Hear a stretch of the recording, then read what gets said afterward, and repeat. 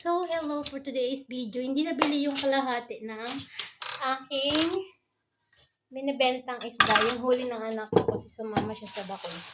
So, gagawin natin siyang daing. Bibiakin natin siya, guys. Yan, ganito. Kita nyo ba? Yan. Mula dito sa may buntot. Parang hindi matalas yung kutsilyo ko, guys. Baka masira. Hindi siya matalas. Sa pagdadaing, kailangan matalas yung kutsilyo. Yan. Slice na ito na siya. Tuloy ko siya matalas.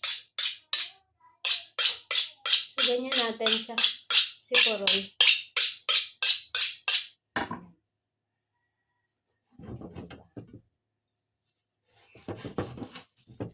So, pag ganyan na siya, tatanggalin natin yung hasang niya. Mamarinate natin to, guys, sa bawang. Tapos suka. So, yan. So, ganito na yung style niya, guys. Yan. Ganito lang yung ginagawa namin. Kasi, puno na yung ref ko ng isda. So, para kailangan ko itong daingin.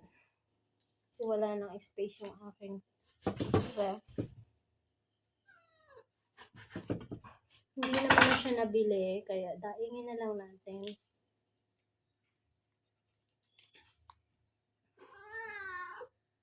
Diba ang ganda? Yan. Kailangan natin siyang, ang laki may daing ba ganyan kalaki. So, gagawin natin dito, bibiakin natin muna. Pagkatapos biak, hatiin natin sa gitna. Kasi malaki siya. Maugo yung cellphone ko. Burol yung kutsilyo ko eh. So, mauga kasi yung aking lamesa. Kaya medyo magalaw yung aking video.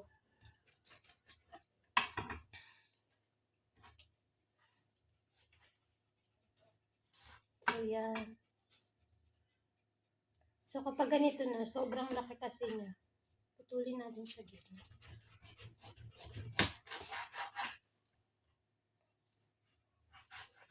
So, ganito.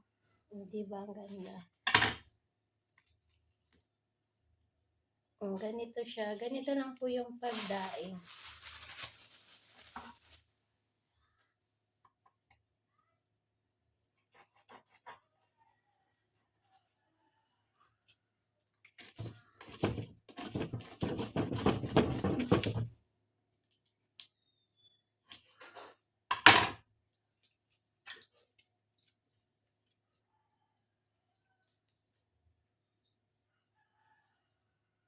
Pag ganito lang yung size niya, guys, pwede nang hindi natin siya putulin sa gitna.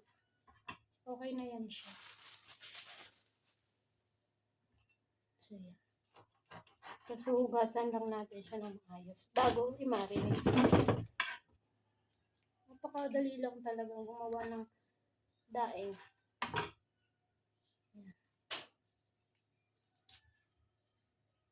Yan.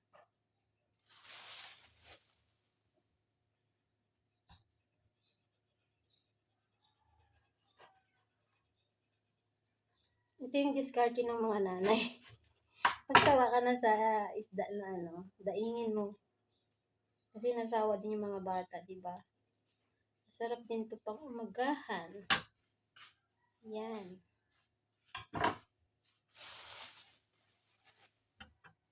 May kasama siyang ganito kaliliit.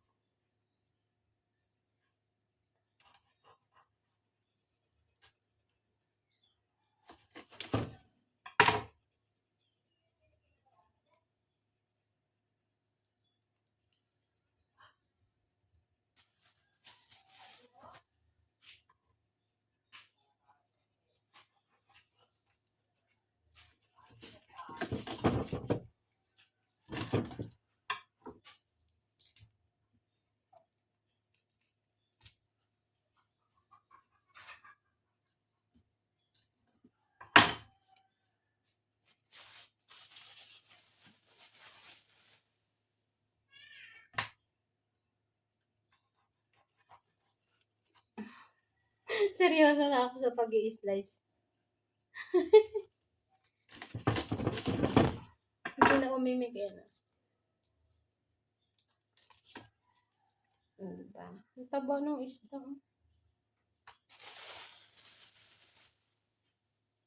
Kain na si Mia. Oh, you like it? Hindi ko sa Mirang yung isang isda. Kinain ni Mirang.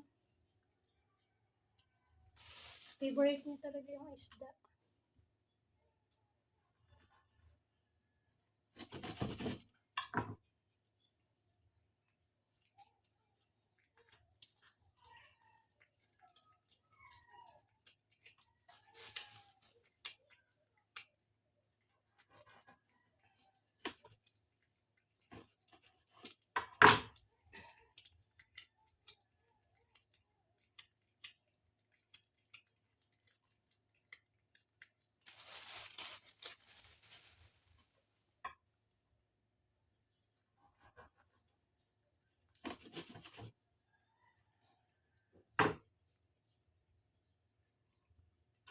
So, yan.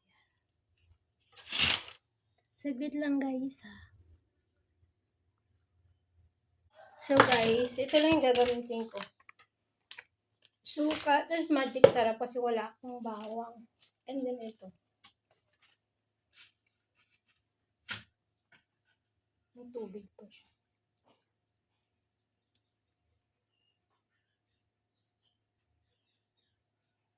Tapon lang natin.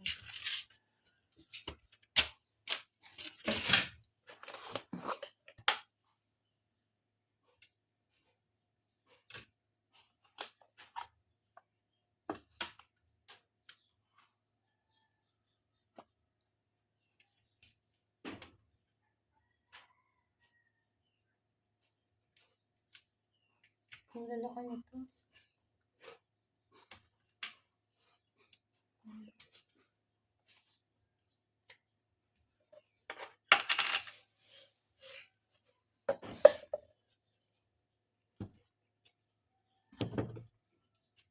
Kahit di na natin siya lagyan ng ng asin. Pwede na ito guys. So, iniisip ko siya kung ibibilad ko pa ba siya or lalagay ko lang siya sa ref kasi hindi naman siya gaano kadami. Baka mamaya ubus na rin to. Ganon. Kasi sawa na si anak ko sa pinangat, sawa na sa prito, sawa na sa sinabawan. Yung maiba naman yung parang may ibang lasa. Charot. So, ganyan.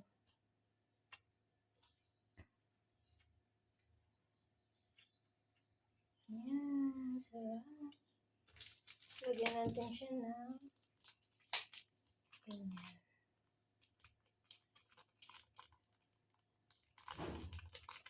Ito talaga nagpapasarap dito eh. Yan.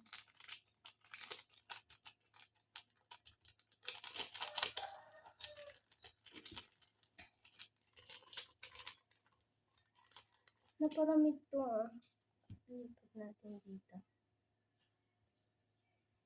Para hindi siya malansa. Kaya ginamitan natin siya ng mahiwagang ano ba to?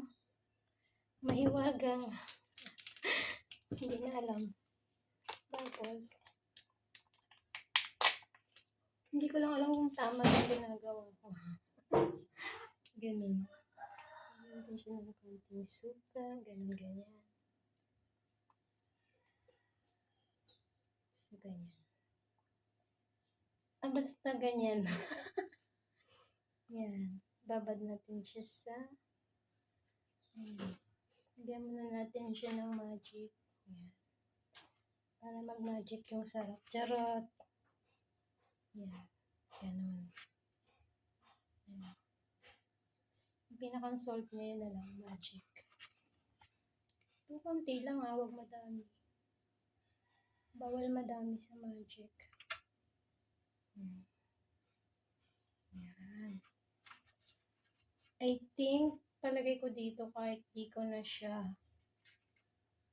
ibibilad. Babad ko na lang siya sa suka muna. Kasi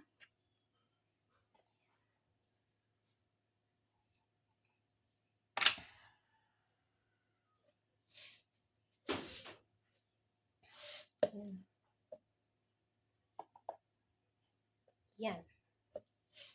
Hindi na lang. Yan. So, ganyan. Sarap! Then, lalagyan ulit natin siya nito. Okay. Yan. Pinagpapatanggal ng lansa dyan. Tapos, try tayong magprito mamaya, guys. Kung anong lasa. Ganun. I think tama lang itong ginawa ko. Wala siyang hindi mo na siya nilagyan ng ang tawag doon. Yan. Tapos lalagay ko na lang siya sa ref. O-rest ko muna siya dito. Tapos magta-try tayo mag-prito. Ayan. Gusto niyo makita, guys?